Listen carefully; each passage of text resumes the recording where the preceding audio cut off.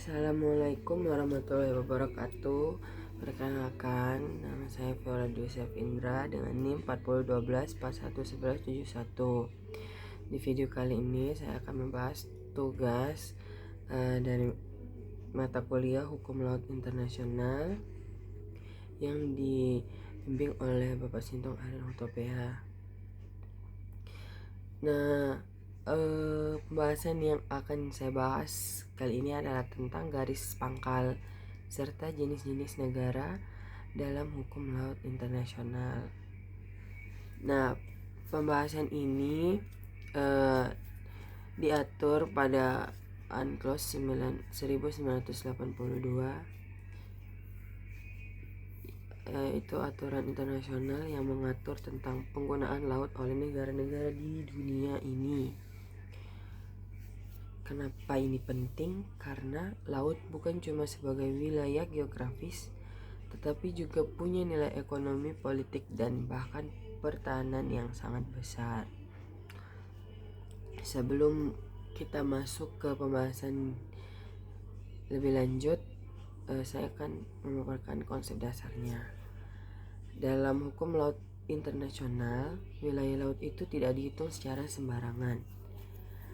Ada aturan yang jelas tentang bagaimana cara menentukan batas-batas wilayah laut suatu negara. Disinilah pentingnya peran garis pangkal tersebut, karena garis pangkal ini dibilang sebagai titik awal atau garis dasar untuk mengukur wilayah laut. Nah, dari garis pangkal itu nantinya akan ditentukan laut teritorial, zona tambahan, zona ekonomi eksklusif atau ZI, dan landasan kontinen. Jadi garis pangkalnya berbeda karena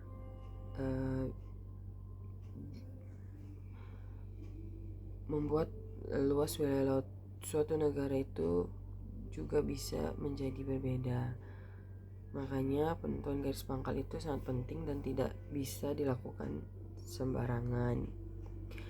Nah, saya akan masuk ke dalam pembahasan yang pertama, yaitu pengertian garis pangkal.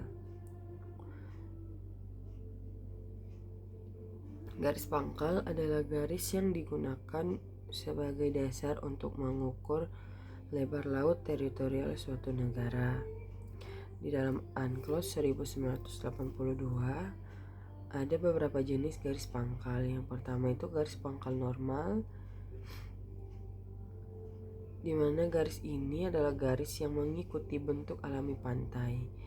Biasanya digunakan oleh negara yang garis pantainya relatif lurus dan tidak terlalu rumit.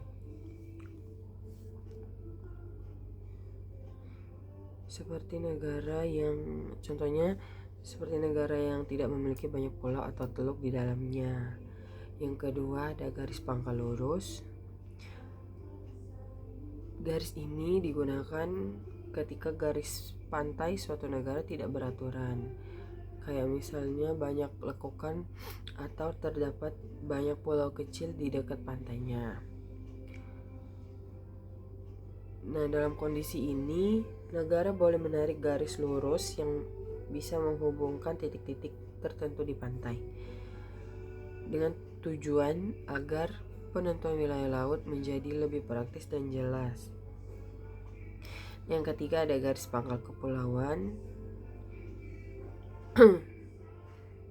Garis pangkal kepulauan ini yang paling penting untuk negara seperti Indonesia, karena garis pangkal kepulauan adalah garis yang menghubungkan titik-titik terluar dari pulau-pulau suatu negara. Dengan ini semua perairan antara pulau dianggap sebagai bagian dari wilayah negara tersebut. Kalau nggak ada konsep ini, mungkin laut di antara pulau bisa dianggap sebagai laut bebas. Jadi ini sangat penting untuk menjaga keutuhan wilayah negara kepulauan.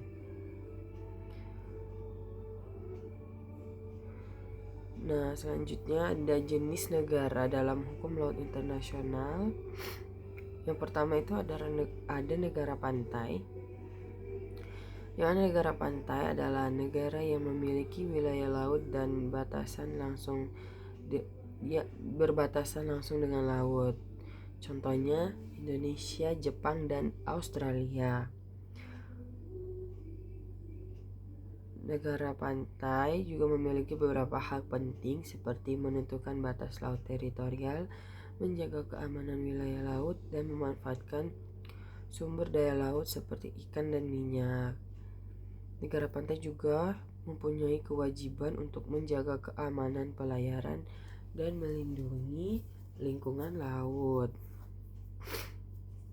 Jadi, negara pantai tidak hanya punya hak tetapi juga mempunyai tanggung jawab. Yang kedua ada negara tidak memiliki pantai atau landlocked stage,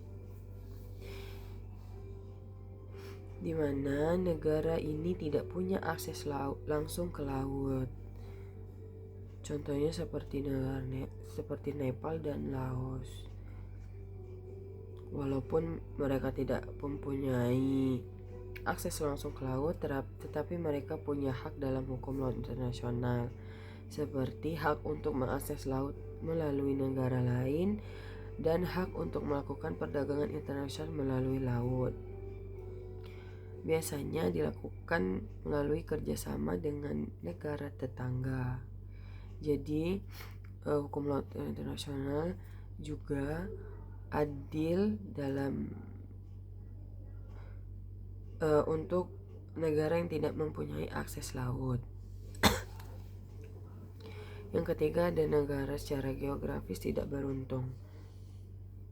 Negara ini sebenarnya mereka mempunyai laut, tetapi kondisi geografisnya kurang menguntungkan bagi mereka. Seperti wilayah lautnya sempit, sumber daya lautnya terbatas, dan lokasinya kurang strategis. Karena biasanya mereka diberi kesempatan untuk menikmati sumber daya di wilayah laut negara lain, khususnya di ZII dan melalui kerjasama. Selanjutnya ada negara kepulauan,